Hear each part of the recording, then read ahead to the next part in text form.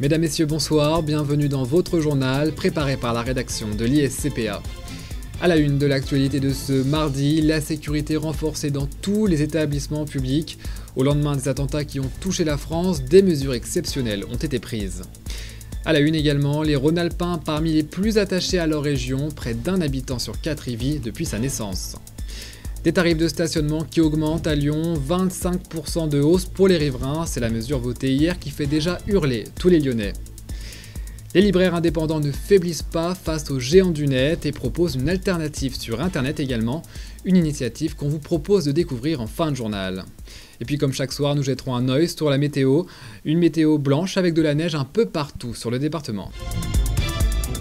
On commence ce journal avec cette actualité qui dure maintenant depuis presque 2 semaines. Sécurité renforcée dans tous les lieux publics. La raison, vous le savez, c'est la menace terroriste qui plane sur notre pays. Des mesures qui touchent particulièrement les établissements scolaires, comme l'ont constaté Grégory Chariot et Mathilde Solage. On se souvient tous de ces images. Le 11 septembre 2001 a changé la vision des États-Unis concernant la sécurité. Depuis, des lois permettent au gouvernement de surveiller la vie privée, ce qui a radicalement changé le comportement des Américains. Je pense que depuis le 11 septembre, les Américains sont devenus plus fermés d'esprit et particulièrement suspicieux. Ça a eu un effet sur le travail. Les gens sont devenus de plus en plus méfiants et à l'égard des étrangers, qu'ils soient des forces de l'ordre ou au quotidien. C'est tout le problème, je pense. Alors peut-on imaginer de telles mesures en France ? Depuis la semaine dernière, les lieux publics sont tous surveillés. Par exemple, à l'entrée des universités, de longues files d'attente se forment. Pour pouvoir rentrer, chaque sac doit être fouillé et la carte étudiante obligatoire. Une règle qui divise. Elles sont malheureusement nécessaires à une période critique de la société où on n'est pas à l'abri d'attentats. Donc je crois qu'il faut être citoyen, et être citoyen c'est se plier aux mesures de sécurité. Enfin, ce qui s'est passé, ça s'est passé certes, mais bon, voilà quoi, à la fac je pense quand même qu'il n'y a pas quelqu'un qui va venir et faire un attentat à la fac. Ça va durer un temps, hein. Je veux pas que ça dure non plus le temps que ça se calme un petit peu, que les gens soient rassurés, que ça se tasse quoi. Mais c'est vrai que sur le long terme, ça serait un petit peu embêtant. Le 12 février prochain, les chefs d'État européens vont se réunir pour trouver une solution commune contre le terrorisme. Et puis on l'apprenait hier dans le quotidien Le Progrès, les services antiterroristes auraient déjoué un attentat à Lyon, c'était en septembre dernier. Je vous le disais en titre, les Rhône-Alpins sont parmi les plus attachés à leur région, c'est en tout cas le résultat d'une étude publiée par l'INSEE. 4 habitants sur 5 de la région y est né, un chiffre qui dépasse de loin la moyenne nationale. Laura Uricel et Jérôme Gallo sont allés à la rencontre des Lyonnais pour mieux comprendre cet attachement. Le pont Wilson que j'ai vu tomber en 1944, tout ça était en belle allée. Bernard Faure a 81 ans, natif de Lyon et après avoir vécu plus de 25 ans à Paris, il a décidé de revenir pour sa retraite. À son retour, il a vu des quartiers métamorphosés, mais qui ont su garder leur identité. Sans que ce soit devenue une ville complètement tentaculaire, ça reste quand même très riche au niveau culturel. 81% des Rhône-Alpins qui sont nés dans la région y habitent. C'est sûrement la conséquence du dynamisme de la région qui continue son développement pour attirer les jeunes. Si je peux évidemment, moi je suis graphiste, il y a de quoi faire ici, il y a des boîtes de com, il y a des boîtes de pub. Si je peux bosser ici et faire ma carrière ici, je le ferai, ouais, ça c'est sûr. Lyon est également apprécié pour ses entrepreneurs. David Bolito vient d'ouvrir sa boutique Bazar. Cet ancien publicitaire qui voyageait beaucoup a décidé de poser définitivement ses valises dans le 1er arrondissement de Lyon.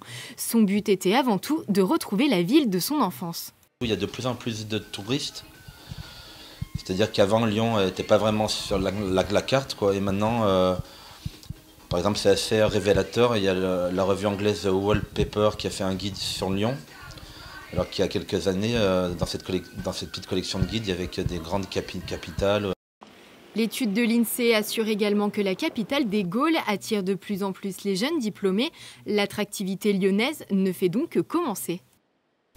240 millions d'euros, un chiffre pharaonique qui correspond aux investissements immobiliers dans le quartier de Lapardieu en 2014. Une performance due en grande partie à la vente de la tour InCity à la Caisse d'épargne. Pour information, le quartier d'affaires de Lyon enregistre un tiers de l'investissement total dans l'agglomération. Un chiffre en baisse de 25 millions d'euros par rapport à 2013, notamment à cause du manque d'offres dans le secteur. Et toujours en économie, c'est une nouvelle dont les Lyonnais se seraient bien passés. Le prix du stationnement résidentiel va augmenter de 25% au 1er février, atteignant la barre des 20 € par mois. Une décision votée hier en conseil municipal. Alors forcément, la mesure est loin de faire l'unanimité, mais quelques riverains proposent déjà des solutions alternatives, comme nous le montrent William Fèvre et Philippe Javor. Le prix du stationnement résident n'avait pas augmenté depuis 2009. À partir du 1er février, les riverains devront débourser 20 € au lieu de 16 pour leur abonnement mensuel. Cette augmentation devrait rapporter 1,5 million dans les caisses de la ville, une décision qui dérange les Lyonnais. Que dans la mesure où vous payez des impôts locaux, vous payez des impôts sur le revenu, que vous payez des impôts fonciers, ça devrait être inclus dans le parking, le prix du parking devrait être inclus dans ces impôts-là. Ça me paraît logique. Ce n'est pas normal que normalement pour les résidents et qu'on n'ait pas de parking à nous. Certains préfèrent jouer avec la loi. Au final, ouais, c'est plus rentable. Parce qu'on prend une amende tous les mois et en fait ça revient moins cher de prendre une amende de temps en temps que payer tous les jours au prix du parking. Il existe d'autres alternatives pour garer sa voiture en toute sécurité, mais pour cela, il faut se tourner vers les particuliers. Étant donné que j'ai pas le permis, c'est un espace que j'utilise pas et je suis étudiante, donc du coup un petit peu plus d'argent chaque mois, c'est pratique. C'est de la sous-location, donc normalement c'est pas autorisé, mais étant donné que c'est un espace dont je me sers pas, j'en fais usage. J'ai eu plusieurs demandes dans ma boîte aux lettres, donc des papiers qu'on m'a laissés. Caroline, comme d'autres, loue sa place de parking 60 € par mois. Et sur internet, on peut trouver des dizaines d'offres comme celle-ci, mais attention, selon les quartiers, les prix vont du simple au double. Alors on va maintenant parler du permis de conduire. Depuis lundi, il est possible d'apprendre si on a raté ou réussi l'examen sur internet en seulement quelques clics. Également possible d'imprimer un certificat d'examen qui sert donc de permis de conduire temporaire pendant 4 mois. Et pour en parler, je suis avec Magali Prat. Bonjour. Bonjour. Alors vous êtes directrice commerciale de l'auto-école Marieton à Vèze. Oui. Qu'est-ce que ça va changer par rapport à avant ? Alors, par rapport à avant, il faut savoir qu'en fait, les inspecteurs du permis de conduire utilisaient lors de l'examen un formulaire papier. Donc ce formulaire, en fait, il était rempli et ensuite le résultat était envoyé. Un exemplaire était envoyé à l'auto-école et un autre exemplaire à l'élève. Donc ce qui fait que ça mettait quand même un certain temps, on va dire 2-3 jours pour arriver. Il y a eu des cas de perte aussi où l'élève n'avait pas son résultat. Donc c'est vrai que ça va être beaucoup plus rapide puisque normalement sous 48 heures, l'élève connaît son résultat par mail. Alors j'imagine que l'inspecteur, lorsque l'examen vient de se terminer, connaît le résultat du candidat. Pourquoi ne pas le donner tout de suite ? Alors effectivement, il connaît le résultat de l'examen et c'est vrai qu'il ne les donne plus déjà depuis un certain temps tout de suite parce qu'il y a eu quelques cas de violence en fait suite à des résultats négatifs. Très bien. Alors vous avez peut-être entendu parler de ce projet de loi, de la loi Macron, loi qui souhaite baisser les tarifs des auto-écoles en France. Alors deux pistes sont envisagées. La première, c'est de faire passer les codes gratuitement au lycée. La seconde piste, eh bien, c'est de mettre les auto-écoles en concurrence. Comment ? Tout simplement en les forçant à publier leurs résultats d'examen et ainsi pouvoir équilibrer les écoles qui ont des moins bons résultats, les pousser à baisser leurs prix. C'est une bonne chose ? Moi, je pense que oui, parce qu'effectivement, aujourd'hui, il ne faut pas se leurrer, la qualité, ça a un coût, la qualité des prestations. Il y a une grosse disparité en fait au niveau des tarifs. Chaque auto-école pratique en fait des tarifs différents. Beaucoup pratiquent du low cost. Par contre, c'est vrai que le low cost, vous n'avez pas forcément des moyens derrière. Donc effectivement, moi je suis pour la transparence. C'est d'ailleurs notre façon de fonctionner et je pense que ce serait très bien que chaque auto-école ait l'obligation d'afficher ses résultats. Merci beaucoup Magali Prat.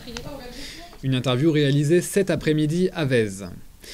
On évoquait à l'instant les services en ligne, on parle souvent de la concurrence, parfois déloyale, des sites marchands envers les petites enseignes. C'est le cas notamment du livre. Eh bien, une association de libraires a décidé de lancer une plateforme de réservation de livres en ligne avec un système de géolocalisation, une sorte de concurrence de proximité face aux géants de la vente en ligne. Voyez le reportage de Louise Pezzoli et Océane Chabardès. Afin de faire face aux géants du livre tels qu'Amazon et les autres, l'association des libraires du Rhône a décidé de s'imposer sur la toile. Monlibraire.fr, c'est le site qu'a lancé l'association début décembre. Une cinquantaine de librairies ont déjà rejoint le mouvement. Donc le principe, c'est de mettre en réseau tous les stocks des différentes librairies de la région Rhône-Alpes, enfin de celles qui participent. Donc ce qui permet de savoir les stocks. Et donc, par exemple, un client voudrait tel livre de Jack London, nous on l'a pas. On regarde sur la base et on peut dire celle de Grenoble est là. Le site permet de s'adapter aux besoins des lecteurs et aux besoins des librairies pour leur permettre une présence sur le net désormais fondamentale. Simplement, on s'est dit que pour que les libraires soient présents sur Internet, tout type de librairie, parce que dans notre association, il y a des librairies moyennes, grosses, petites, et les petites librairies ont peu de moyens financiers pour être présents comme ça sur ce support. Et bien par ce biais-là, on a mutualisé, si vous voulez, les coûts, et du coup, voilà, on est présent. De quoi faciliter la tâche aux amateurs de livres qui peuvent trouver le livre qu'ils veulent près de chez eux. C'est une initiative intéressante. Ça m'arrive des fois effectivement d'avoir du mal à trouver des livres et à faire plusieurs libraires indépendants près de chez moi. Un moyen pour les librairies indépendantes de se renouveler. Et voilà. Merci beaucoup. Merci, bonne journée. Au revoir. Au revoir. Au revoir. Et puis autre information de ce mardi, on a appris hier le cambriolage de la Villa Gilet, un vol qui a eu lieu dans la nuit de samedi à dimanche. L'incontournable institution culturelle lyonnaise s'est fait dérober l'intégralité de son matériel informatique, soit une vingtaine d'ordinateurs ainsi que sa base de données. Mais bonne nouvelle pour la villa puisque le matériel a été retrouvé hier. Reste à savoir néanmoins si les données n'ont pas été endommagées. Une enquête pour vol avec effraction a été confiée à la sûreté départementale. La Villa Gilet, dans le quartier de la Croix-Rousse, organise tous les ans les assises internationales du roman avec le journal Le Monde.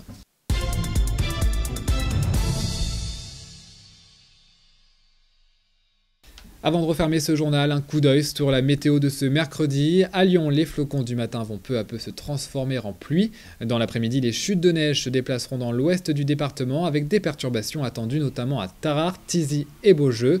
Une neige pluvieuse en continu prévue jusqu'à jeudi matin.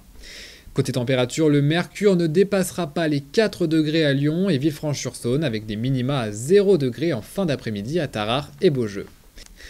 C'est la fin de ce journal, merci de l'avoir suivi. Vous pouvez bien sûr suivre toute l'actualité en radio et sur internet sur notre site 10dumat.iscpalyon.com. À demain pour une nouvelle édition.